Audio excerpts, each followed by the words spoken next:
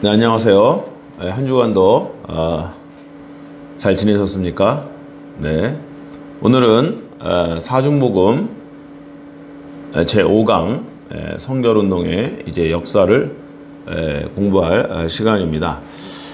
강의를 시작하기에 앞서서 먼저 이번 학기에 우리가 진행해야 될 몇 가지 사안에 관해서 먼저 말씀을 드리고 시작하도록 하겠습니다. 먼저 이제 중간고사에 관한 내용입니다. 중간고사는 원래 4월 말 정도에 이제 보면 좋은데 지금 이제 4월 말에 우리가 학교에서 시험을 볼 수 있게 될지 모르겠습니다. 그래서 일단은 제가 중간고사 예제를 내드리도록 하겠습니다. 중간고사 예제는 이겁니다. 사중복음의 역사적 배경에 관하여 논하시오. 지금 우리가 이 박명수 교수님의 근대 복음주의의 주요 흐름이라는 책을 통해서 사중복음 각각의 주제에 관해서 역사적 배경에 관해서 지금 공부를 하고 있습니다. 그래서 지난 시간까지 이제 중생의 배경, 중생교리의 역사적 배경에 관해서 공부했고, 오늘은 이제 성결교리의 역사적 배경에 관해서 공부하게 될 것입니다. 그리고 이제 다음 주 이렇게 하나씩 신유 교리의 역사적 배경, 그 다음에 재림교리의 역사적 배경에 관해서 공부하고 바로 이제 우리가 중간고사를 보도록 하겠습니다. 그래서 그 주가 지금 어떻게 될지 제가 지금 오늘이 이제 4월 13일 아닙니까? 그럼 20일, 27일까지 맞춰지고 5월 첫 주가 되면은 이제 학교에서 만나게 될 텐데, 학교에서 만나자마자 이게 또 중간고사를 보기도 그렇고, 그 다음에 지금 수업 일수도 좀 모자른 그런 형국에 있기 때문에 중간고사는 안월 시스템으로 보도록 하겠습니다. 안월 시스템이 뭐냐면은 그 오픈북은 아닙니다. 오픈북은 절대 아니고요. 자기가 공부한 것을 자기 스스로 양심껏 이제 보는 것이죠.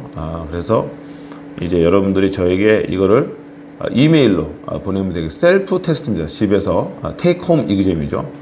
집에서 보는 건데, 되도록 공부를 해서 자기가 머릿속에 있는 내용을 쓰는 것입니다. 그러면 안월 시스템입니다.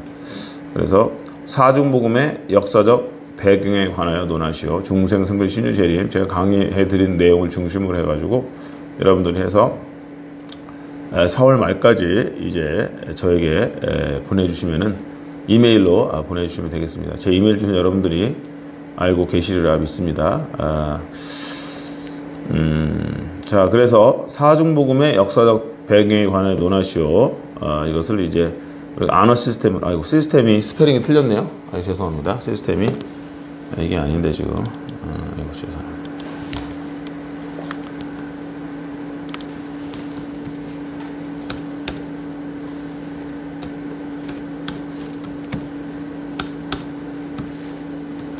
네. 안어 시스템 안으로 이런 죄송합니다. 네. 스페인이 틀려가지고 됐어요. 그래서 안어 시스템으로 보도록 하겠습니다. 자, 이게 이제 중간고사에 관한 말씀을 드린 거고요. 그래서 오늘 성결, 그 다음에 다음 주 신유, 그 다음 주 재림에 관해서 공부하고 바로 그 다음 주에 여러분들이 일주일 뒤에 이제 시험을 보는 것으로 그렇게 하도록 하겠습니다. 그 다음에 과제에 대한 건데, 이 과제에 대한 것은 지난번에 말씀드렸던 것처럼 존 웨슬리의 논문집 2 이것을 이제 과제로 하겠습니다. 근데 이제 원래 학교에 가게 되면 여러분들과 하면 이 안에 여러분들이 이거를 뭐 좀 다 읽기가 만만치가 않아요. 굉장히 분량이 많아서. 그래서 이거를 한 3단락 정도 나눠가지고 좀 이렇게 서로 좀 분배를 하려고 그랬어요, 내용을. 그래서 한 이제 3단락이니까 우리 한 20명 정도 듣는데 한 7명 정도씩 나눠가지고 첫 파트, 네, 두 번째 파트, 마지막 파트 이렇게 하려고 했는데 지금 학교에서 여러분들 만나지 못하니까 이 시스템이 지금 적용이 될 수가 없습니다. 그래서 제가 임의로 정해서 그냥 그래도 이게 여러분들 다음에 이제 혹시 웨슬리 신학을 듣게 되면은 또 이 책을 가지고 이제 설명을 할 것이기 때문에 이번 학기에는 맨 앞에 있는 제1장의 내용이 뭐냐면은 존 플래처의 생애입니다. 존 플래처의 생애 제가 번역을 했습니다. 그래서 이 존 플래처의 생애를 읽고 서평을 쓰는 것입니다. 서평은 한 3페이지에서 5페이지 정도 서평, 3에서 5페이지 정도. 그래서 내용을 요약하고 이제 책에 있는 내용들을 자기가 스스로 평가해 보는 것이죠. 그래서 서평을 쓰는 것이다. 이게 바로 여러분들의 이번 학기 과제입니다. 존 플래처의 생애를 읽고 서평을 쓰는 것. 이 존 플래처의 생애는 존 웨슬리 논문집 2에 있고요. 이거는 이제 한국 웨슬리학회에서 나오긴 했는데 대한기독교 서회나 여러분들 인터넷에 검색해 보시면은 이 책을 구입할 수가 있을 것입니다. 존 웨슬리 논문집 2, 존 웨슬리 논문집 2입니다. 네. 자, 이상으로 이제 여러분들이 궁금해하시던 중간고사와 또 과제에 대해서 말씀을 드렸습니다. 또 뭐 궁금한 내용이 있으시면은 제 이메일로 문의를 해주시면은 또 제가 또 다음 시간에 답변을 해드리도록 하겠습니다. 자, 그럼 오늘은 여러분들 가지고 계신 교재 제 3장을 공부하도록 하겠습니다.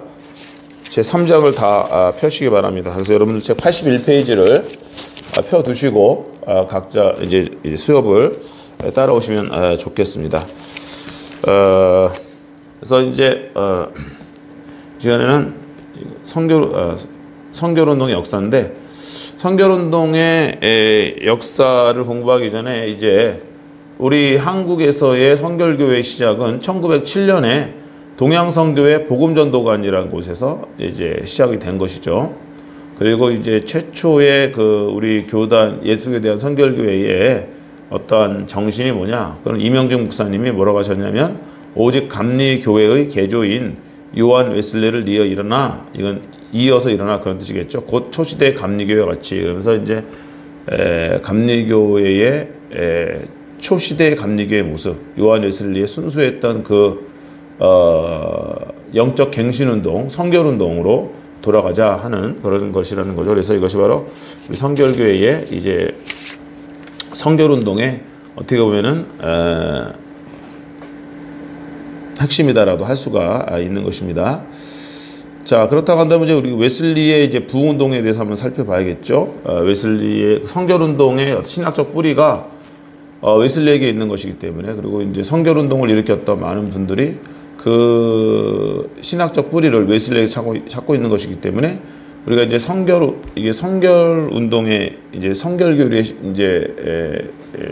성결교의 신학적 배경 아닙니까? 역사적 배경 아닙니까? 그래서 역사적 배경은 웨슬리까지 거슬러 올라가야 된다라는 것이죠. 그 웨슬리 신학의 특징은 중생과 성화를 동시에 강조하는 것입니다. 그래서 지난 시간까지 중생을 했었는데 이제 웨슬리는 이제 중생에서 그치지 않고 성화까지 나가야 된다. 하나님께서 우리 인생에 베풀어 주시는 은혜는 두 가지 국면이 있다. 1차적 국면, the first blessing은 regeneration, born again, or new birth. 그래서 우리가 중생하는 것이고 새 사람이 되는 것이고 하나님의 자녀로 태어나는 것이다. 그러나 하나님의 은혜는 여기서 그치지 않고 우리에게 second blessing, 제2차 축복 혹은 제2차 은혜를 주신다는 것입니다.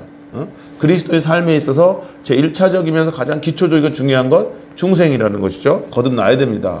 그 다음에 이것으로 끝나서는 안 되고 그리스도인들은 영적으로 자라나가고 거룩한 하나님의 자녀가 되어야 된다는 것이죠. 이게 성화결입니다. 세컨드 블레싱이 있다는 거예요. 그래서 웨슬리 신학의 특징은 이 퍼스트 블레싱과 세컨드 블레싱, 중생과 성화를 이제 구분하고 중생의 단계가 있고 성화의 단계가 있다. 그래서 우리는 중생의 단계를 지나서 성화의 단계로 나아가야 된다. 이것이 이제 웨슬리 신학의 특징입니다.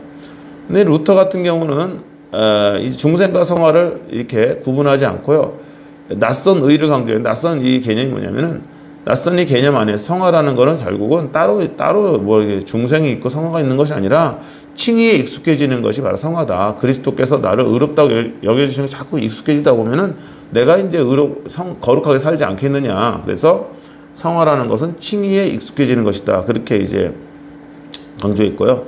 칼빈은 이제 중생교리를 더 강조하면서 중생을 이제 성화교리 안에서 성화를 중생교리 안에서 해석하려고 많이 노력을 했죠. 그래서 이제 중생이 이제 곧 성화다 이렇게 얘기를 많이 했는데, 그러면서 어쨌든 칼빈에게 성화교리가 있습니다. 거룩한 삶에 대한 교리가 있지만은 칼빈과 웨슬리 차이는 뭐냐면은, 웨슬리는 이 세상에서 우리가 육신의 몸을 입고 살아있는 동안에 온전한 성화가 가능하다라고 믿었죠. 그러나 칼빈은 온전한 성화가 가능하지 않다. 인간 안에 있는 죄성이 너무도 크기 때문에 그 온전한 성화가 가능하지 않다. 그렇게 믿었던 것입니다. 자, 그래서 웨슬리는 그 중생 이후에 오는 두 번째 단계의 하나님의 은혜를 강조했다. 그것이 성화다는 것을 여러분들 기억하시길 바라겠습니다. 그리고 이제 웨슬리는 아까 좀 전에 말씀드렸던 것처럼 온전한 성화가 가능하다고 믿었습니다. 그리고 이것이 지금까지도 우리 성결교회의 성화론입니다. 우리는 온전한 성화가 가능하다. 내 힘으로 되는 것이 아닙니다. 중생이 내 힘으로 되는 것 아니죠. 하나님의 은혜로 우리가 거듭나고 하나님의 자녀가 된 것처럼 성화도 성결도 내 힘으로 된다면 못하죠. 그러나 성령의 능력으로 또 성령의 은혜로 우리가 거듭나고 하나님의 자녀가 된 것처럼 우리가 성결케 되는 것도 하나님의 은혜다. 하나님이 하신다라고 거예요. 그것을 믿기 때문에 우리들이 이제 성결교회 교인으로서는 우리 본성은 비관적이지만 하나님의 은총이 우리를 거룩해 하실 것이다 하는 것을 믿고 나아간다는 것입니다. 근데 이제 여기서 온전한 성화라는 건 죄 없는 sinless perfection이 아닙니다. sinless perfection, 죄가 없는 완전. 그래서 칼빈주의자가 생각하는 완전은 죄가 없는 완전의 sinless perfection, 하나님처럼. 웨슬리가 말하는 완전은 그런 완전이 아닌 것입니다. 그래서 웨슬리가 말하는 완전은 최선을 다해서 하나님을 사랑하는 상태, 그리고 몸과 마음과 뜻을 다해서 하나님을 사랑하는 상태, 온전히 하나님께 헌신하는 그런 마음의 자세, 이런 것을 이제 웨슬리는 온전한 성화라고 말을 했던 것이죠. 그래서 죄 없는 완전은 아닌 것이고요. 온전한 성화라고 말할 때, 그 다음에 하나님과의 관계 온전한 회복입니다. 관계가 회복되는 것이다, 하나님과. 그 다음에 이제 내면의 성화와 외적 성화가 있는데, 이 두 가지가 다 필요한 것이죠. 우리가 외적으로만 성화되어서도 안 되고 내면의 성화가 있어야 됩니다. 근데 내면의 성화가 있다고 한다면은 외적으로도 성화가 있어야 되는 것이죠. 이게 나타나야 되는 것이죠. 우리의 거룩한 삶이 나타나야 된다는 것입니다. 외적으로 나타나고 관계 속에서 나타나고 하나님을 향한 삶 속에서 나타나야 된다는 것이죠. 그래서 내적 성화와 외적 성화는 다 중요한 것이다 하는 것입니다. 그리고 감리교의 사명이 무엇이었냐면, 감리교의 사명은 성결의 복음을 온 세계로 전파하는 것이 바로 감리교의 사명이었습니다. 그래서 to spread the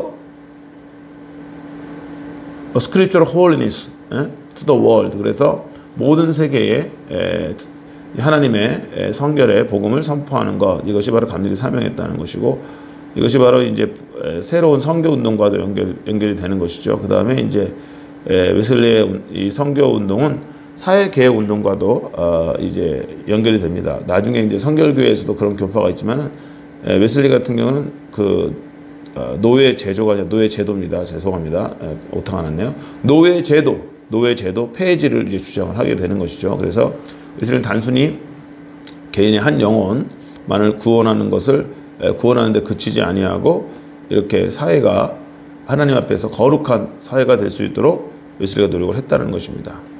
자, 그러면 이제 우리가 18세기 웨슬리를 살펴봤는데, 이 18세기 웨슬리의 정신이 어떻게 이제 19세기의 이제 미국적인 상황에서 성결운동이 일어나느냐 하는 것인데, 여기에서 이제 우리가 공부해야 될 가장 중요한 인물이 한 명 있는데, 이분이 바로 피비 팔머입니다. 피비 팔머, 아주 유명한 여성분이죠. 그래서 성결운동의 어머니라고 부르는 분입니다. 성결운동의 어머니, 성결운동의 어머니라고 부르는 분이다. 그리고 원래는 여성 이제 감리교의 부흥사였고 작가였죠. 성결운동을 경험한 다음에 이렇게 된 것입니다. 그래서 그리스도인의 완전교를 이후에 계속해서 강조하고 촉진시킵니다. 그래서 이 피비 팔머가 성결운동에서 이 차지하는 비중이 굉장히 크고, 성결운동을 최초로 일으킨 여인으로서 큰 의미가 있는 것입니다. 그래서 우리 성결교회의 뿌리, 이 신학적 뿌리를 찾아 올라가면은 존 웨슬리가 있고, 그 다음에는 사실 피비 팔머가 있다고 해도 과언이 아닌 것이죠. 피비 팔머는 뉴욕의 경건한 감리교 가정에 출생을 하고요.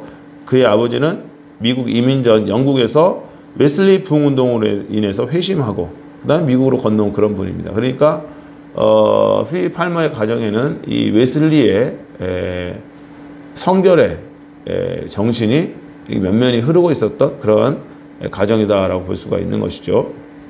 그래서 필립 팔머는 어린 시절부터 자연스럽게 부모님으로부터 웨슬리 신앙에 대해서 영향을 받게 된 것입니다. 특별히 존 웨슬리의 그리스도인의 완전 크리스천 퍼펙션을 읽고서 감동을 받게 됩니다.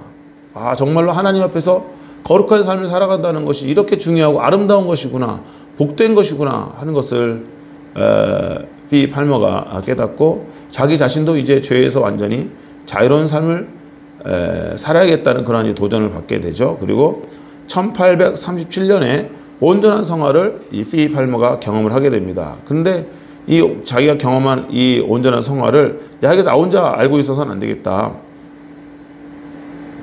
많은 사람들과 함께 이 온전한 성화의 경험을 나눠야겠다. 그렇게 이제 생각을 합니다.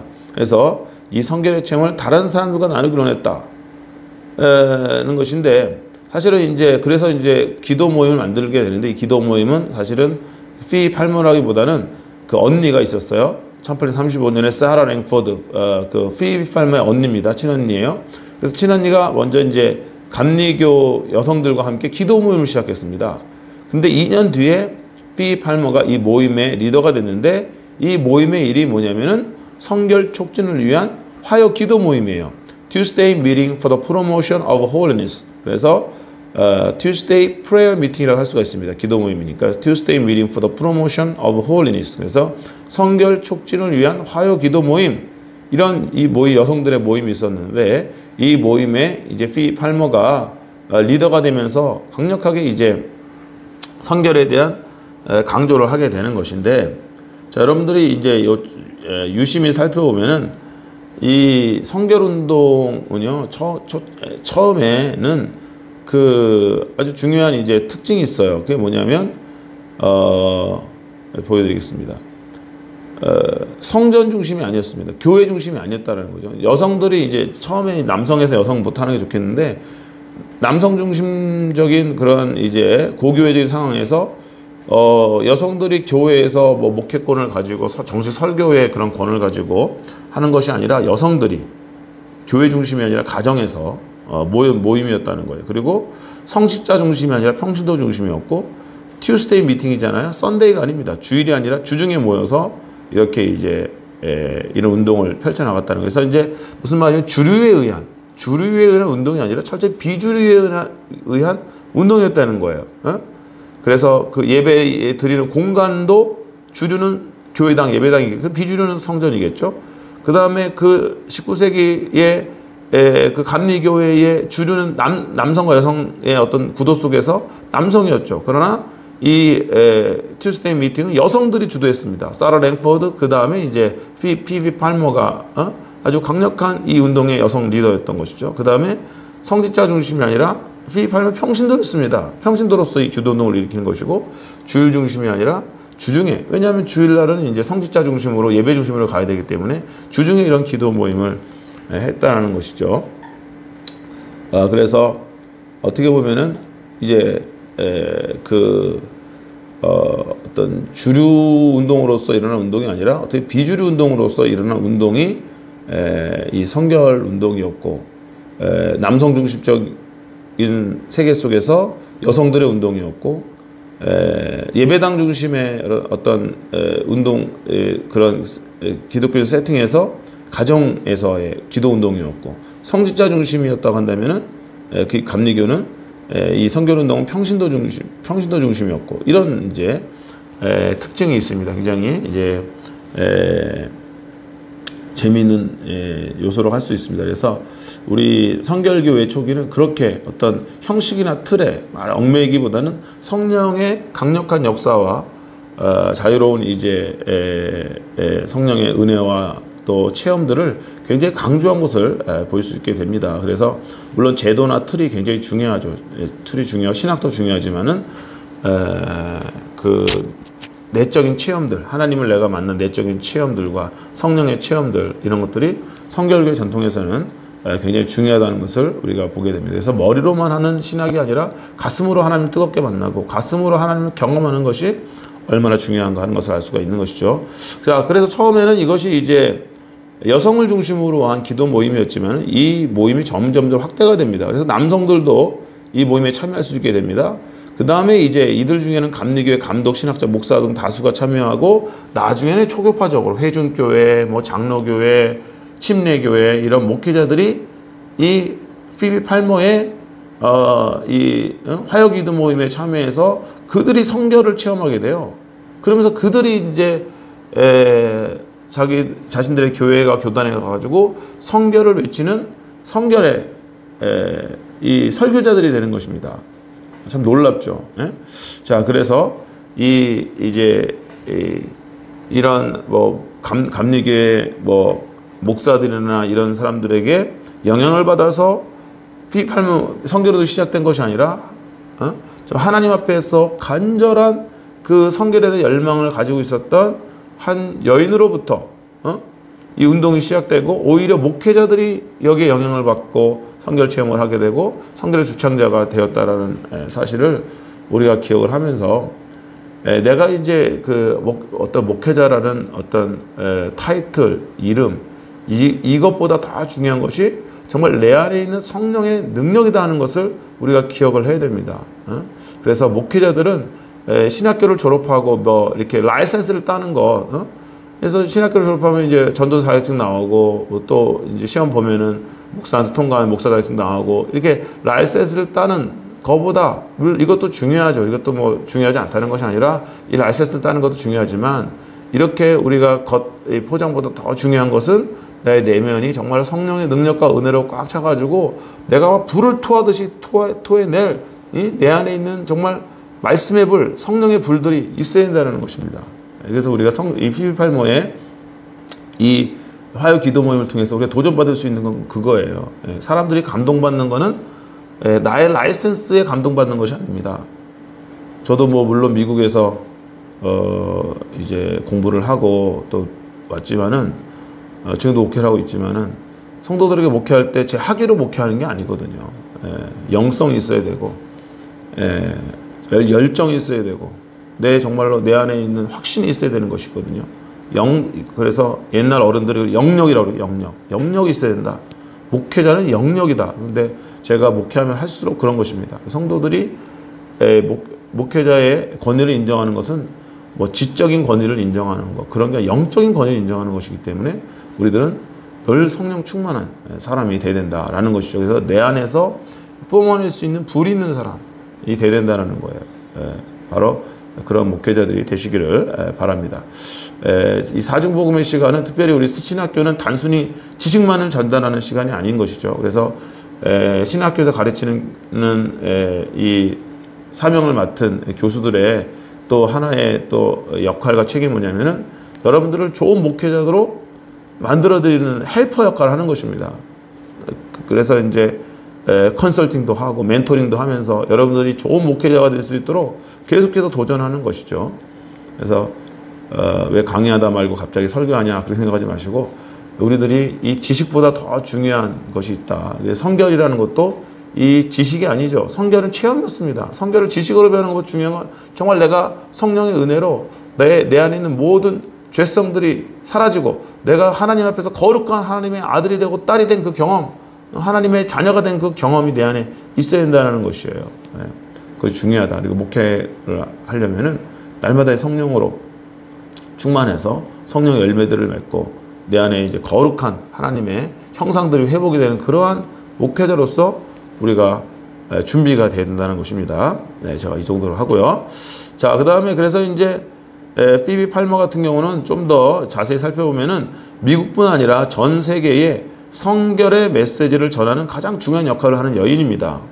그래서 우리 성결교회는 여성분들에게 참 빚을 많이 졌어요. 감리교 운동도 사실은 웨슬리가 굉장히 그 여성들과 함께 이 사역을 많이 했거든요. 그래서 감리교 부흥의 사실 가장 큰 공로자들이 여성입니다. 그리고 성결운동도 시작한 분이 바로 여성이에요. 그래서 우리 성결교회는 그 여성들에게 큰 빚을 졌어요.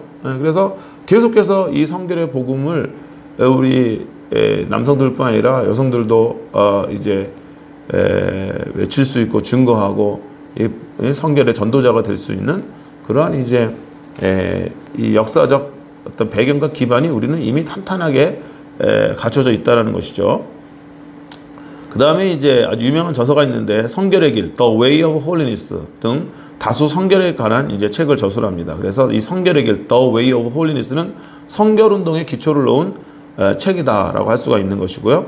그 다음에 티모티 메리트라는 이 목사님과 함께 성결 교류의 촉진을 위해서 The Guide to Holiness, 그래서 뭐 성결에 대한 안내 이런 이제 월간지를 출판하기 시작하는데 굉장히 유명한 월간지입니다. The Guide to Holiness. 그래서 이렇게 월간지를 했다는 것은 벌써 이 운동이 굉장히 커졌다는 것이고 성결에 대해서 이 성결 잡지를 월간지를 정기 구독하면서 이 성결에 대한 관심을 갖는 사람들이 점점 많아졌다는 것이기 때문에 이 월간지를 발행한다는 것은 그만큼 성결 운동이 이제 운동으로서 자리 잡기 시작하고 많은 사람들에게 이 성결의 그 메시지를 전달하기 위해서 노력했다는 것이고 반대로는 이미 이 운동이 굉장히 이제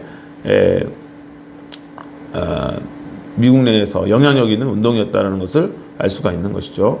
그래서 18세기, 19세기 초반에 미국 감리교회의 이제 부흥의 해였는데 이 부흥의 기간 속에서 피비 팔머는 어떻게 보면 이제 새로운 교단을 뭐 만들거나 그러진 않았죠. 감리교 내의 성결 운동인 것인데요. 그러나 초교파적이었다는 것이고 많은 사람들이 영향을 끼쳤습니다. 그래서 이제 대표적인 것이 피비 팔머가 영향을 끼친 이제 대표적인 인물들이 누구냐면 프랜시스 윌러드라는 분이 있습니다. 유명한 분인데 여성 절제 운동 지도자입니다. 미국에. 이분에게도 영향을 미쳤고요. 캐서린 부스, 여러분들이 잘 아시죠? 캐서린 부스. 이 캐서린 부스는 이 윌리엄 부스와 함께 구세군 공동 창립자입니다. 그래서 이 여성분에게도 영향을 미쳤고, 그 다음에 남자분 존 인스킵, 전국 캠프 미팅 연합 초대 회장입니다. 나중에 제가 이제 말씀을 드릴 거예요. 그 다음에 Higher Life Movement, 이거는 그리스도인의 고상한 삶. 그래서 Higher Life Movement라는 거는 Higher Life 그 자체가 고상한 삶이라는 게 뭡니까? 바로 성결한 삶이죠. 그래서 이거는 이제 영국에서 일어난 성결 운동인데 다른 말로는 캐직 무브먼트라고 합니다. 캐직 무브먼트. 왜 캐직이라고 할까요? 왜 캐직 무브먼트? 왜냐하면 영국의 이제 캐직이라는 지역에서 일어난 운동인 것이죠. 그래서 캐직 무브먼트라고 이거 정식명이 하이어 라이프 무브먼트. 그래서 하이어 라이프 무브먼트와 캐직 무브먼트는 상호 교환 가능한 단어라고 할 수가 있습니다. 이러한 운동들에 바로 이제 팔머가 영향을 미쳤기 때문에 팔머의 이 영향은 엄청난 것입니다. 그래서 어떤 역사가는 가장 미국의 19세기 가장 위대한 여성 한 명을 꼽는다고 한다면 피비 팔머를 꼽을 수 있다라고 말할 정도로 피비 팔머는 미국의 기독교 역사에 아주 중요한 인물이다 하는 것이죠. 그 다음에 The Promise of the Father이라는 아버지의 약속이라는 책을 통해서 이제 교회에서의 여성의 역할, 여성의 사역에 대해서 변화하는 이제 그런 책입니다. 그러니까 굉장히 앞서갔던 여성이죠. 왜냐하면 19세기 여성들의 제약이 얼마나 많이 있습니까?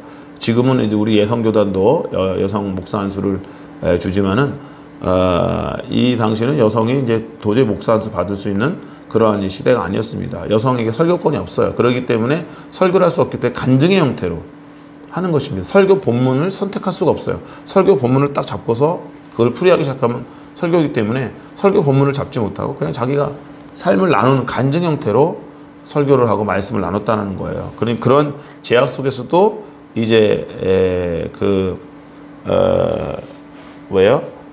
교회에서 여성의 역할을 강조하고 특별히 이제 이런 모든 제도를 뛰어넘는 게 뭐냐면 성령을 그 남자에게 여자에게나 남종에게 여종에게나 부어주시겠다고 말씀하고 계시거든요. 그래서 교회에서는 성령 받은 사람이 바로 영적인 리더가 되는 거다 하는 이제 그러한 논리도 이제 이 책 속에 있는 것을 우리가 보게 됩니다.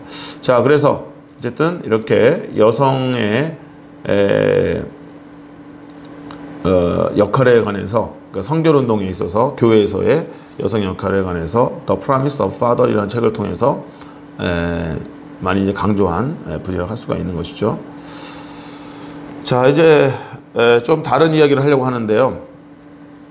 미국에서 18세기, 19세기에 이제 미국 감리교가 많이 성장하고 특별히 이제 19세기는 미국 감리교회의 해라고 할 세기라고 할 정도로 미국 감리교회가 많이 성장을 했습니다. 그래서 원래 18세기에는 미국 회중교회가 굉장히 큰 교회였고 장로교회를 비롯한 그래서 이제 칼빈주의가 굉장히 이제 큰 교단이었는데 19세기 들으면서 감리교회가 성장을 하는데 이 감리교회가 성장하게 된 요인이 뭐냐면 첫 번째는 블루 컬러들의 희생 정신입니다. 그러니까 헝그리 정신이 있는 거예요. 감리교회 초기의 감리교회 그 평신도 지도자들 거의 블루 컬러들에서 뭐 노동자들이었고 농부들 뭐 구두 수송공 뭐 대장장이 뭐 이런 사람들이었습니다. 그렇기 때문에 이들이 이제 그 헝그리 정신이 있는 거예요. 바닥부터 그냥 이렇게 희생하면서 봉사할 수 있는 그런 마인드들이 다 있는 것입니다.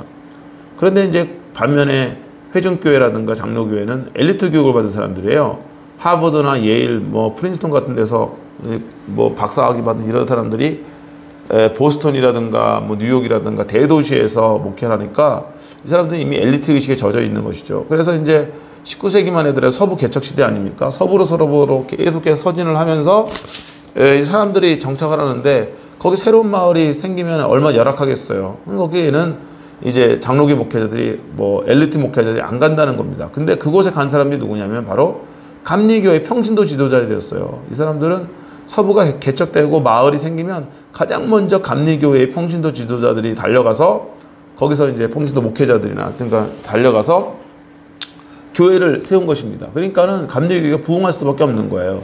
다른 이제 회중교회나 장로교회처럼 이 엘리트 그룹들이 도저히 따라올 수가 없는 것이죠. 그래서 미국 감리교회가 급성장할 수 있었던 것은 바로 블루컬러 희생전시죠. 그 다음에 아이티너런트 프리처. 이건 뭐냐면 순회전도자입니다. 그러니까 감리교 같은 경우는 한 교회에 오래 있을 수가 없어요. 계속해서 여기를 개척했으면 떠나서 또 다른 곳을 개척하고 또 다른 개척해야 되는 거죠. 근데 이제 이게 19세기에는 딱 맞아 떨어졌던 거예요.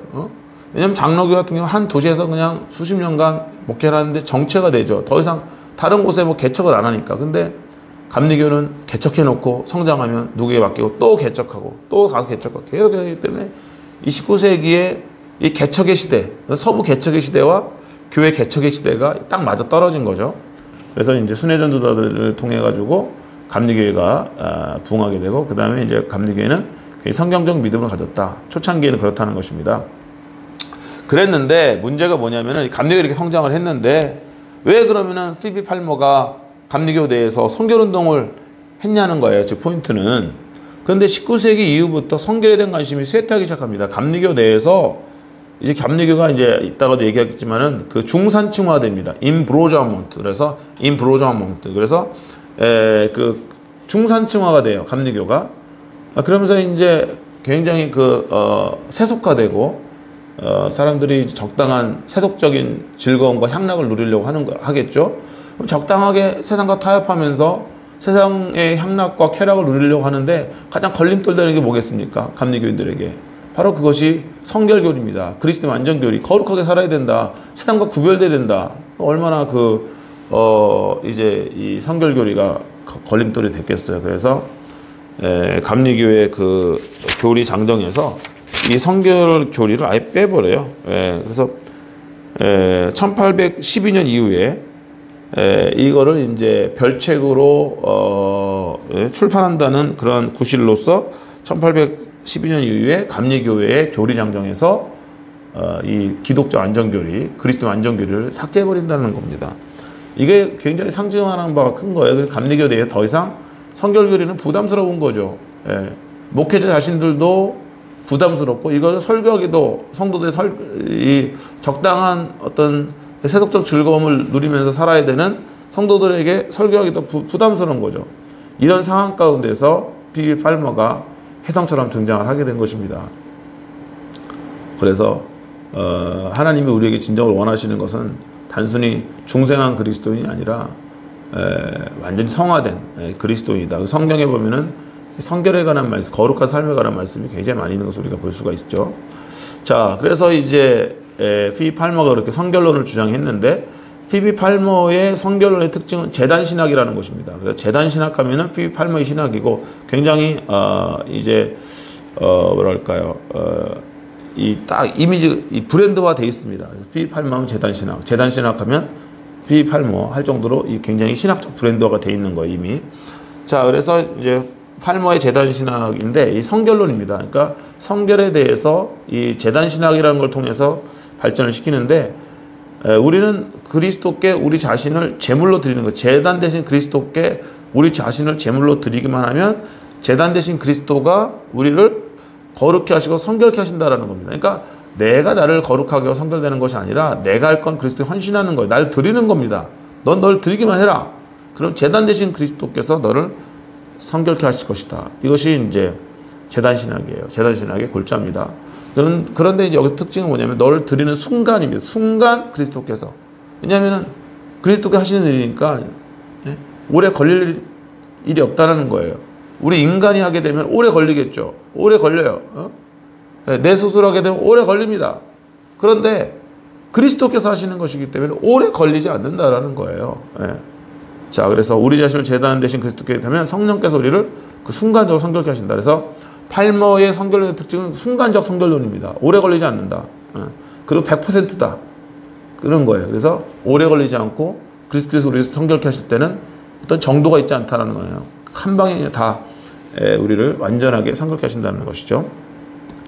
자, 그래서 The Way of Holiness, 아까 말씀드린 성결에 기대하는 책에 보면 성결이라는 건 지금 여기에서 바로 받을 수 있다는 거. 너 자신을 그리스도께 드리는 순간, 그것은 here and now, 지금 여기에서 바로 순간적으로 받을 것이다. 그러나 인간의 한계를 가지고 나아가면은 하나님께서 하나님의 형상을 우리에게 회복시켜 주실 것이다 라는 것입니다. 자, 이것이 가장 이제 대표적인 성결운동의 이제 초기 역사입니다. P.E.팔모가 이제 중요하다.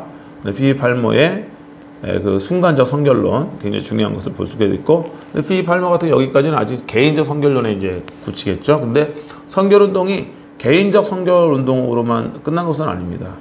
사회적 성결운동으로도 이제 확장이 되는데 조금 결이 다르지만은 또 다른 차원에서의 성결운동이 있었다라는 것인데요. 그 중에 가장 대표적인 것이 이제 노예 폐지 운동을 주도했던 오렌지스까지 세운 웨슬리안 메소디스트 처치. 그래서 이건 뭐냐면 웨슬리안 감리교회인데 역사적 배경이 있습니다. 웨슬리가 살아생전에 아까 말했죠. 사회개혁 운동에 웨슬리도 적극적인 측면이 있었는데 그게 뭐냐면은 노예제도 운동을 웨슬리가 반대했다는 거죠. 그래서 영국 역사에 있어서 가장 그 훌륭한 정치인 중에 한 명이 누구냐면은 윌리엄 윌버포스입니다. 윌리엄 윌버포스.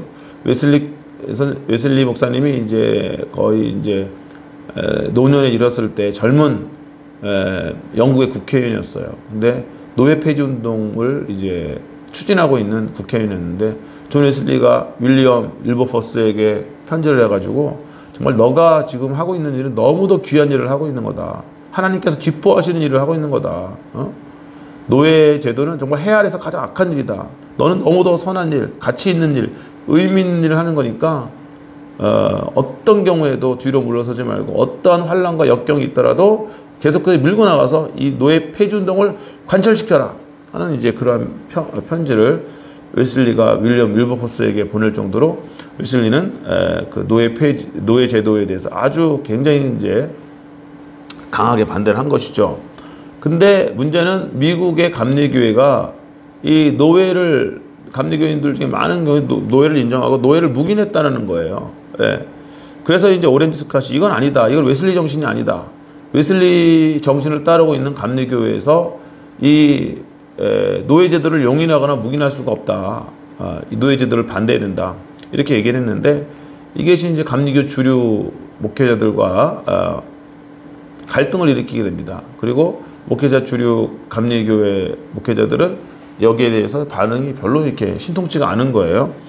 그러면서 이제 오렌지 스캇과 갈등을 일으키게 되고 오렌지 스캇이 자기를 따르는 사람들, 그래서 노예 제도를 반대하고 노예 폐지 운동을 함께 하는 동지들과 규합을 해가지고 웨슬리안 메소디스트 처치를 만들어야 되는 것이죠. 그래서 이 하나님 앞의 성결은 개인적 성결뿐만 아니라 이 사회가 성결해야 된다. 이 사회가 거룩해야 된다 하는 것을 외치는 것이죠. 그렇기 때문에 이것은 이제 사회 개혁적 어떻게 보면 성결 운동이다. 성결 운동은 개인적 성결에만 그치는 것이 아니라 공동체 선결, 사회적 선결도 함께 간다 하는 것을 알 수가 있어요. 그다음에 또 하나 재밌는 건데 Free Methodist Church가 있습니다. Free Methodist Church. 그래서 이건 뭐냐면은 우리나라 말로 번역할 때는 자유감리교회라고 번역해요. 자유감리교회. 근데 이제 아까도 말씀드렸지만은 감리교회가 중산층화되었어요. 그러면서 이제 그 다음부터 먼저 얘기해 감리교회 19세기는 감리교회 세기라고 할 만큼 감리교회가 부흥했다. 왜 그렇죠? 아까 말씀드렸던 것처럼은 감리교회의 그 노동자층 평신도층의 그 헝그리 정신, 배고파도 가난해도 먹을 것이 없어도 헐벗어도 그냥 너무도 가난하지만 나아갔던 그런 이제 교회였는데 이제 점점 부흥을 하고 나니까 다 개척이 끝났잖아요. 그러면서 점점 감리교회가 이제 서민층에서 중산층화 되기 시작합니다. 감리교인들이. 자, 그러면서 초기에는 막 부흥회를 강조하고 뜨거운 막 열정과 기도회가 있었는데 점점 예식을 강조하고 형식적인 예배로 바뀌게 되고요. 성직자도 뭐 신학 교육을 받냐가 중요한 게 아닙니다. 성결의 은혜를 체험했느냐 이게 중요했어요. 근데 점점 신학 교육이 중요해지고 교회 건물도 처음에 평범했습니다. 그냥 남루한 건물을 할지라도 여기서 우리가 하나님을 예배할 수 있다면 너무도 감사한 것이다 했는데 점점 이제 중산층화되고 교회에 돈이 많아지니까 이제 건축적인 예술미가 있는 그러한 이제 화려한 건물을 짓게 되고 그렇게 되는 것이죠. 그러다 보니까 뭐가 필요합니까? 교회 이제 재정이 이제 필요하게 되는 것이죠. 그래서 이제 교회의 재정 확보를 위해서 감리교회 내에 지정석 제도라는 게 생깁니다. 지정석 제도. 이거를 이제 영어로 Church Pew Rental System이라고 그래요. Church Pew.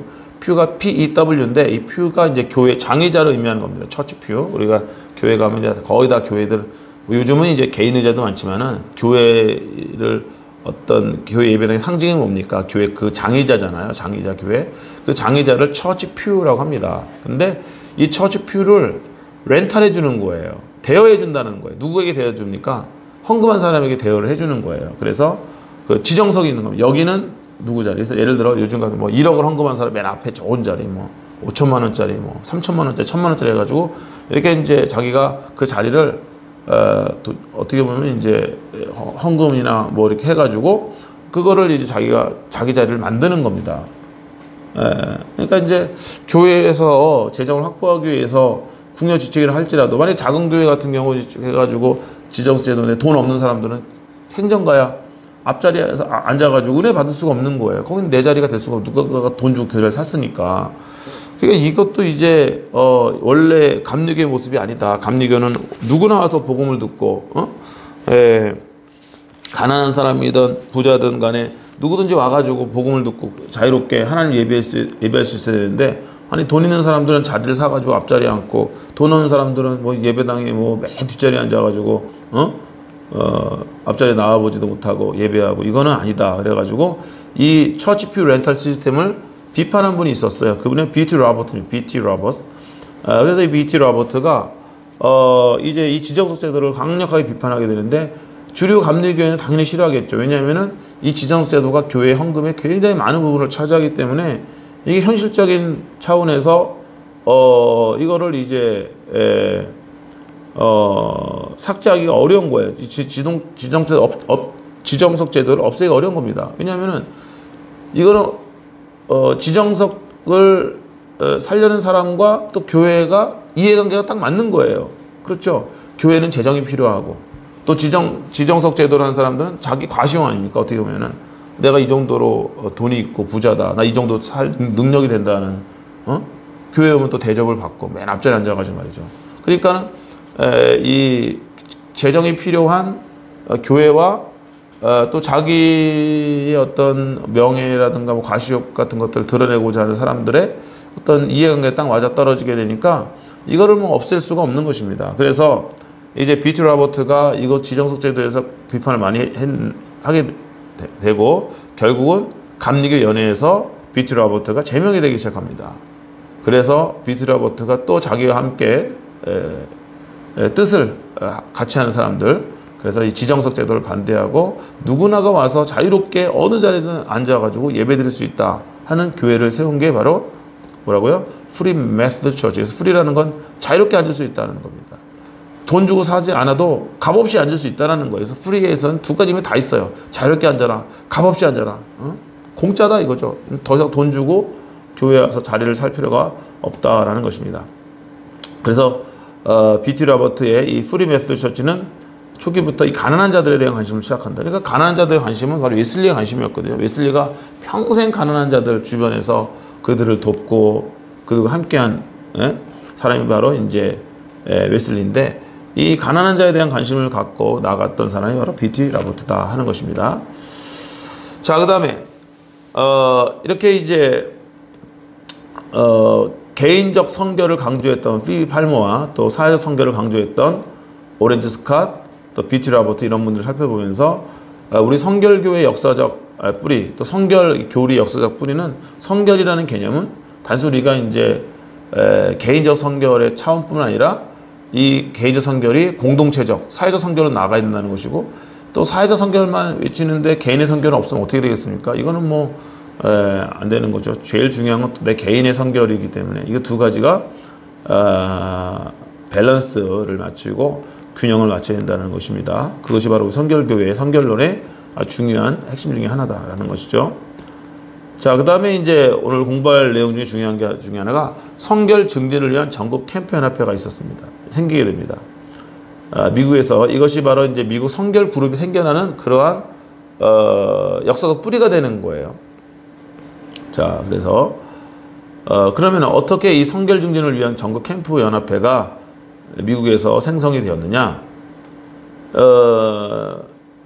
이제 19세기에 전체 미국의 교인들이 감소를 했다고 합니다. 그래서 감리교는 부흥했지만은 전체적으로 이제 감소라고 있는데, 이걸 여기는 지금 이제 성결 증진 전국 캠프 연합은 요게 역사적 배경은 지금 감리교가 아니라 어떻게 보면 장로교에서 시작됐다고 할 수도 있어요. 그래서 교인 감소를 하나님의 심판으로 여기고, 하나님이 심판하니까 뭘 해야 되냐면 회개해야 되잖아요. 우리 모여서 회개하자. 우리 교인이 감소하고 있어요. 그래서 회개를 이제 처음에는 이제 주제로 잡았는데, 또 회개만 계속 뭐 하면 너무 힘들잖아요. 그러니까 하나님이 회개한 사람을 축복하시고 다시 교회를 회복하실 것이라는 이 축복의 메시지를 갖기 시작해서, 이 회개의 메시지와 축복의 메시지를 위해서 야외에서 캠프 집회를 시작합니다.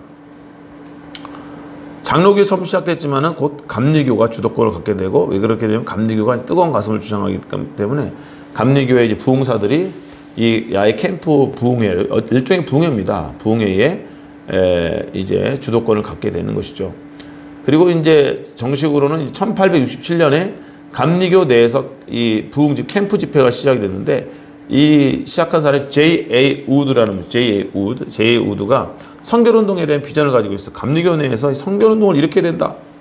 감리교가 지금 이 성결의 정신을 잃어버리고 있단 말이에요. 그래서 성결의 이 메시지를 다시 강조하고, 하나님 앞에서 우리 감리교인들이 성결하게 살도록 우리가 촉구해야 된다. 이런 생각을 가지고 있었어요. 그런데 이제 이 운동을 하려면 재정이 많이 필요한데, 미세스 드레이크, 이 드레이크 부인의 후원으로 이제 이 성결운동 한다면 내가 얼마든지 후원하겠다 이렇게 되죠. 그래서 그 당시에 이제 유명했던 부흥사 존 인스킵, 아까도 말씀드렸죠. 존 인스킵을 중심으로 해가지고 J.A. 우드가 시작을 하고, 곧 이어 이 성결운동, 아니 이 캠프 미팅의 지도자가 이제 존 인스킵이 되는 것입니다. 존 인스킵이 National Camp Meeting Association for the Promotion of Holiness, 그래서 이거를 번역하면 성결 촉진을 위한 혹은 증진을 위한 전국 캠프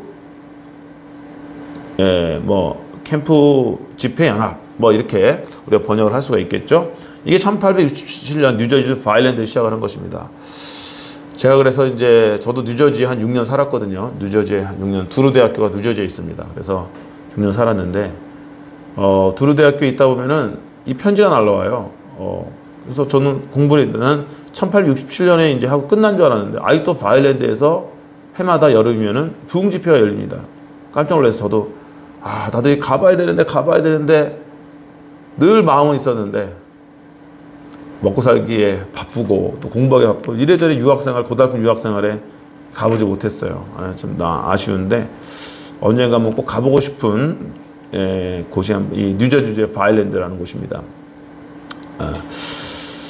자, 그래서 이 부흥운동은 역사가 굉장히 깊고, 감리교 부흥운동이다. 감리교 내에 성결 운동이다 하는 것을 우리가 알 수가 있습니다. 그래서 이제 요거 간단히 역사를 알려드리면 NCMA PhD 이거는 제가 그냥 만들어 본 거예요. National Camp Meeting Association for the Promotion of Holiness 이 약자고요. 그 다음부터는 제가 만든 약자가 아니라 정식 명칭입니다. 이것이 이제 발전을 해가지고 내셔널 캠프 미팅 발전해서 나중에 이제 성결 교단들이 생기면서 내셔널 홀리니스 어소시에이션이 생겨요. 전국 성결 연합회가 생기고 이게 나중에 크리스찬 홀리니스 어소시에이션 CHA 크리스찬 홀리니스 어소시에이션 이게 생기고 그래서 기독교 성결 연합이 생기죠. 그래서 그 다음에 이제 이것이 또 이름이 바뀝니다. 그래서 1997년도 이름이 바뀌어서 크리스찬 홀리니스 파트너십 이렇게 바뀌어요. 그래서 지금은 CHP라는 이름으로 있을 것입니다. 그래서 여전히 느슨한 형태의 성결 연합회가 미국 교단에 있는 겁니다. 여러분들이 한번 구글링을 한번 해보세요. CHP 크리스찬 홀리니스 파트너십 하면은 그 크리스찬 홀리니스 파트너십에 속한 그 교단들이 쫙 뜹니다. 그 교단들이 바로 성결 운동의 결과로서 생긴 교단들이고 어떻게 역사적으로는 우리 한국의 성결교회와 역사적 뿌리를 공유한다라고도 볼 수가 있는 것이죠. 그러면 이 캠프 집회의 특징은 뭐냐? 캠프 집회의 특징은 온전한 성결을 위한 집회였습니다. 온전한 성결을 위한. 그래서 여기는 전도 집회가 아니에요. 그래서 회개하고 예수 믿고 구원받아라가 아니라 이미 구원을 받았지만은 자기 안에 있는 죄성과 여전히 싸우고 거룩한 삶을 살지 못하는 사람들을 향해서 하나님의 세컨드 블레싱, 제2차적 은혜를 받아라. 여러분들 1차적 은혜, 구원은 이미 받은 사람, 이미 중생한 사람들이기 때문에 이제는 성결의 은혜를 받아야 된다. 이것이 바로 주요한 메시지였다는 거고요. 강사의 자격이 뭐냐? 강사의 자격은 온전한 성결을 체험하는 사람입니다. 그래서 박사학위가 있는 사람, 이런 사람이 아니라 내가 성결 체험을 했느냐? 성령의 불을 받았느냐? 우리 성결교회 용어로는 성령세를 받았느냐? 우리 성결교회는 성령세례와 성결을 동일시한다는 여러분 알고 계시죠? 그러니까 성령세례의 결과가 바로 성결이다 하는 겁니다.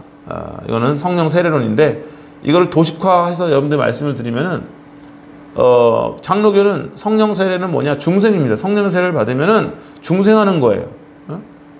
그러나 우리는 아닙니다. 우리는 물론 중생하고 성령의 역사지만 특별히 성령 세례라는 용어를 쓸 때는 성령의 이 세례를 받게 되면 우리는 거룩해진다는 것입니다. 성결해진다는. 그리고 오순절은 성령 세례를 받으면 능력을 받는 힘을 받는다는 거예요. 방언하고 병을 고치고 이런 거죠. 다 성령이 하시는 일입니다. 뭐가 정답이다 할 수는 없지만은 우리 성결교회의 성결교는 성령 세례라는 거예요. 그래서 다른 말로 하면은 온전한 성결을 위한 집회 강사가 되려면은 자격이 하나가 있는데 네가 성령 세례를 받았느냐 하는 겁니다. 오늘날의 설교자들의 자격도 사실은 성령 세례를 받았냐 이게 굉장히 중요한 거거든요.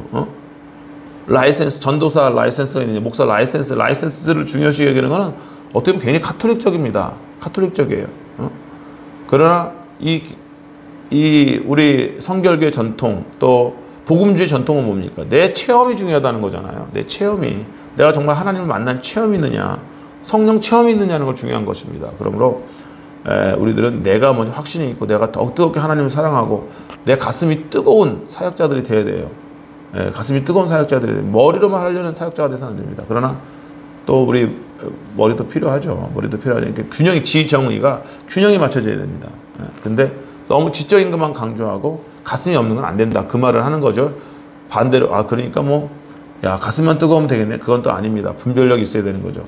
열심이 중요한데 어떤 열심이 중요합니까? 방향이 제대로 잡힌 열심이 중요하잖아요. 방향이 잘못되면 그 열정은 정말 아주 불행한 열정이 되는 겁니다. 신천지 요번에 우리 코로나 바이러스 하면서 신천지가 얼마나 열정이 대단해요. 정말 그들의 전도하려는 그 열정은 정말 타의 추종을 불허합니다. 근데 그 열정이 잘못된 방향을 향한 열정이잖아요. 지옥 가는 열정 아닙니까? 그러니까 가슴이 뜨거운 것도 중요하지만은 또 분별력도 굉장히 중요한 것이에요. 방향이 중요한 거다. 다 중요하다는 것이죠. 자, 그래서 이제 온전한 성결을 체험한 사람이 바로 이 캠프 집회에 강사 자격이 있었고 처음에는 감리교 내 갱신운동이었습니다. 그다음에 중산층 운동 이 모임이 급속도로 이제 성장을 하게 되는 거예요. 자, 그런데 이제 감리교 내에 성결 논쟁이 일어납니다. 이제 이게 굉장히 중요해요. 처음에는 감리교 내에서의 이 성결 운동이었는데 지금은 감리교 밖에 있잖아요. 성결교회가 감리교 안에 있는 것이 아니고 우리 독자적인 교단을 형성하게 됐는데, 그럼 어떻게 성결교회가 감리교회로부터 탈퇴를 해가지고 이탈을 해서 독자적인 그 교단을 형성하게 되었느냐? 그 이제 역사적 배경에 관해서 여러분들에게 말씀을 드리고 오늘 강의를 마치려고 하는 것입니다. 일단은 이제 인간 본성에 대한 이해가 감리교 내에서 갈리기 시작했어요. 그래서 이제 인간이 내적으로 부패했다. 그러니까 인간에게 원죄가 있고 인간은 죄인이라는 걸 인정하고 성결의 은혜를 받아야 된다는 그룹이 있었고, 그냥 도덕만 강조하는 그룹이 있었습니다. 본질적인 변화 이런 거 중요한 거는 도덕을 잘 지키는 그런 사람이 되는 거다. 이렇게 얘기했죠. 그럼 이게 무슨 차이가 있는 것입니까? 내적 부패성에 변하는 성결이니, 성결은 하나님이 하시는 것이기, 성령이 하시는 것이기 때문에 오랜 시간이 걸리지 않는다. 순간적 성결을 믿는 것이고요. 도덕이라는 건 뭐냐? 교육을 통해 함양되는 거잖아요. 오랜 시간이 걸려요. 점진적인 성결을 강조할 수밖에 없다는 것이죠. 네? 그래서 이제 점진적인 서화가 아니라 죄송합니다. 성화입니다. 점진적인 성화만 있을 뿐이다 주장을 감리교 주류가 그랬다는 거예요. 그러나 성결운동은 순간적 성결을 강조했다는, 제가 오타가 좀 많네, 죄송합니다. 성결운동은 순간적 성결, 하나님의 은혜다라는 거예요. 그래서 성결연합회, 나중에 이제 그 감리교 내에 이제 아까 말했던 그 성결 촉진을 위한 전국 캠프 연합회가 있지 않습니까? 그 연합회 성결연합은 뭐냐면은 부패성의 제거라는 겁니다. 그래서 이거는 나중에 원죄론인데 완전히 우리 안에 있는 원죄가 제거된다는 거예요. 그러나 장로교 성결운동은 좀 달라요. 그래서 이제 캐직 같은 경우는 이제 그 원죄 억압설입니다. 원죄가 억압되는 거지 제거되는 건 아니다. 성령의 능력으로 원죄가 눌려서 힘으로 잃어버린 거지, 성령의 은혜가 사라지면 다시 죄가 올라온다는 것이고, 우리는 이제 아예 이 죄를 뿌리 뽑을 수 있다는 겁니다. 이 원죄를. 그다음에 온전한 사랑, 성령 세례 이렇게 표현하죠. 아까 성령 세례는 제가 말씀드렸기 때문에 길게 얘기하지 않겠습니다. 자, 그래서 19세기 말에 이제 새로운 성결교파들이 생겨나게 되는데, 그 이유가 뭐냐면은 이제 중앙 지도자와 지방 지도자들의 그 차이가 있습니다. 그러니까 성결 운동도 이 굉장히 커졌잖아요. 그 다음에 이제 뉴욕이라든가 대도시에 있는 성결운동자들이 있었고 지방에 있는 사람들이 있을 텐데, 대도시에 있는 성결운동의 지도자들은 주로 감리교 목회자들인 거예요. 감리교에 대한 충성도가 있습니다. 그런데 지방에 있는 그 성결운동 지도자들은 꼭 감리교 배경을 가지지 않은 사람들도 많은 거예요. 그러니까 이들은 굳이 뭐 감리교에 그렇게 애착을 갖거나 감리교에 충성하려는 사람들이 아니었던 것이죠. 그러니까 감리교에 꼭 있어야 되는 생각을 하지 않은 것이죠. 그 다음에 이제 초기에 감리교 내에서의 그 성결운동은 성결이라는 주제 하나에만 관심이 있었는데, 나중에 관심이 확대가 됩니다. 계속 부흥운동이 이러다 보니까 부흥운동에 신유도 일어나게 되고, 그 다음에 이제 그 세대주의 종말론이 들어오면서 주님의 재림에 대한 막 열망도 많은 거예요. 그래서 메시지가 확대가 됩니다. 성결뿐만 아니라 신유와 재림까지도 확대가 되니까 이 성결만 강조하는 그룹과 신유 재림을 강조하는 그룹에 이제 또 차이가 생기겠죠. 가장 대표적인 예가 단적으로 말씀드리면은 우리 한국에서 중생성 신유재림, 이 관심이 확대되어서 생긴 교단이 바로 이제 교단의 영향으로 한국에 생긴 교단이 바로 예성과 기성입니다. 그리고 오직 성결, 이 하나님의 포커스 맞추는 것에 어떤 전통이 흘러 들어온 교단이 바로 나사렛 성결교회입니다. 나사렛 성결교회는 사중복음이 아니에요. 나사렛 성결교회는 오직 웨슬리의 초기 정신으로 돌아가자. 그래서 성결을 이제 외치는 교단이 바로 나사렛 교단인 것입니다. 자, 그런 차이가 있다는 걸 알아두시고요.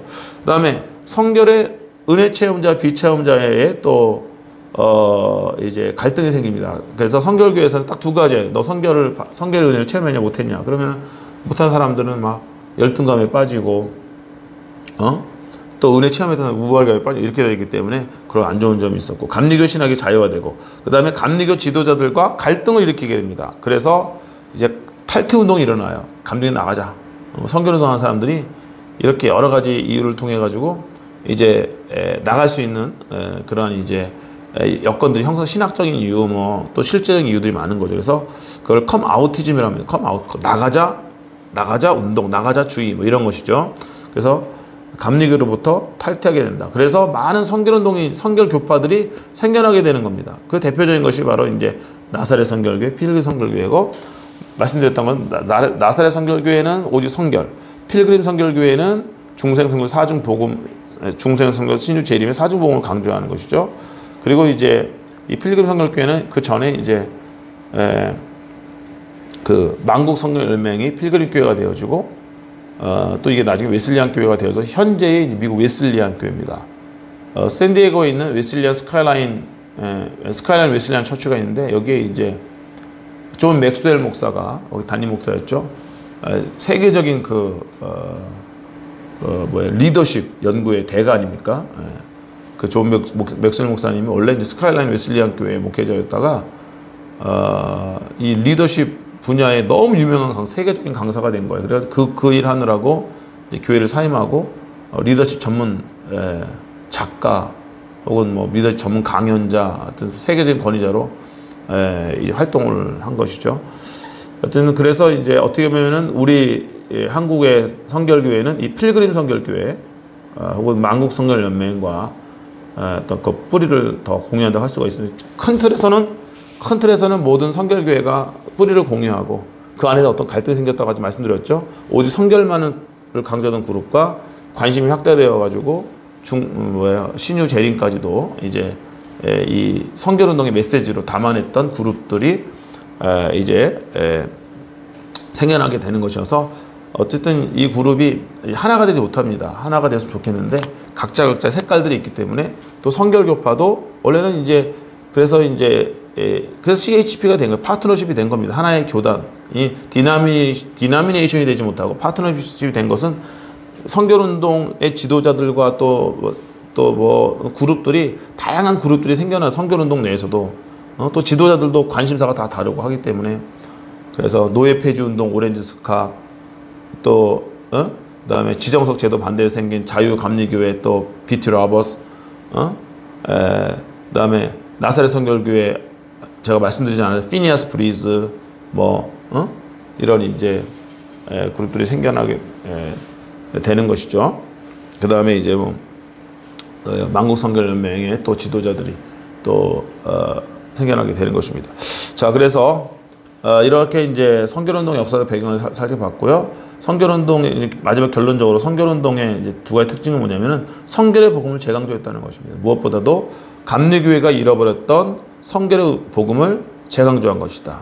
그 다음에 이건 개인적 차원뿐만 아니라 사회윤리적 차원의 갱신운동이기도 했다 하는 것입니다. 이것이 바로 19세기 선결운동의 특징이라고 할 수가 있습니다. 네, 지금까지 이제 우리 선결운동의 역사적 배경에 관해서 살펴봤습니다. 특별히 이제 선결교리 역사적 배경이라고도 할 수가 있겠죠. 그래서 이 교리를 여러분들이 정말 우리 소중한 그 유산을 물려받은 자들이다 하는 겁니다. 그래서 기독교 복음의 가장 핵심은 하나님이 우리를 단순히 그냥 중생한 자로만 놔두시는 것이 아니라 하나님을 닮은 하나님 형상을 회복한 그리스도의 장성한 분량까지 자라나는 그 성결하고 거룩한 백성 만드시는 것이 하나님의 목적이었다고 한다면은 바로 선결교회가 그 하나님의 목적을 가장 잘 담아낸 현존하는 교단 중에서 가장 잘 담아낸 교단이라 할 수가 있는 것입니다. 교단 이름도 제가 개인적으로 봐서 선결교회가 제일 좋은 것 같아요. 장로교는 교회 정치제도 때문에 생겨난 거 아닙니까? 장로교라는 장로 정치 이게 장로교가 된 겁니다. 침례교는 침례해야 된다는 거 아닙니까? 침례교. 감리교도 감독제도, 교회 제도. 그러니까 장로교하고 감리교는 교회의 어떤 정치 제도의 특색을 따라서 교단 이름이 생겨난 것이고, 그다음에 이제 그 침례교회는 이 침례에 대한 이 빌리버스 베프티즘의 신학 때문에 생겨난 거죠. 좀 이렇게 좀 비본질적으로 느껴지지 않습니까? 근데 정말 본질적인 거면 성결한 삶은 너무 이 성경의 메시지는요, 거룩하신 하나님 이 얘기를 하고 있는 거예요. 그래서 성경의 가장 핵심적인 메시지는 우리가 거룩한 하나님의 백성 되는 것 이것인데, 이거를 교단 이름으로 담아낸 교회가 바로 선결교회라는 것입니다. 그래서 우리가 선결교회 목회자들로서 자부심을 가지고 또 선결계 목회자가 아니더라도 이제 선결대학교에서 공부하는 또 학우들로서 이런 선결운동의 이런 배경에 대해서 이해 지평이 넓어지면은 내가 장로교 목회자라도 하나님 앞에서 거룩한 삶이 얼마나 중요한 것을 깨닫게 되고 침례교 목회자라도 또 순복음이라도 감리교 목회자라도 하나님 앞에서의 성결한 삶이 얼마나 소중하고 얼마나 중요한 것이고 얼마나 하나님이 기뻐하시는 것인지를 우리가 깨닫게 된다면은 우리 모두가 다 이 성결한 삶을 향해서 우리의 인생의 초점을 맞출 수 있다. 그리고 우리 모두가 다 특별히 목회자가 된 우리들이 내가 먼저 하나님 거룩한 사람이 되어주고 내가 먼저 성결의 체험을 하고 성령 충만한 사람이 되어야 내가 목회하는 목양지의 성도들 양떼들도 바로 하나님이 기뻐하시는 그 자리로 우리가 인도할 수 있다 하는 것을 우리가 기억을 하고 성결은 단순히 지식이 아니라 체험이 되어야 된다 하는 것을 기억하시기 바랍니다. 그래서 이번 학기 동안 정말 여러분들이 하나님 앞에서 거룩한 사람이 될 수 있도록 거룩한 성도가 될 수 있도록 거룩한 주의 종이 될 수 있도록 기도하며 나아갈 수 있는 이번 학기가 되시기를 주님의 이름으로 축복을 드립니다. 네, 감사합니다. 이것으로써 사중복음 제5강 강의를 마치도록 하겠습니다. 네, 수고하셨습니다.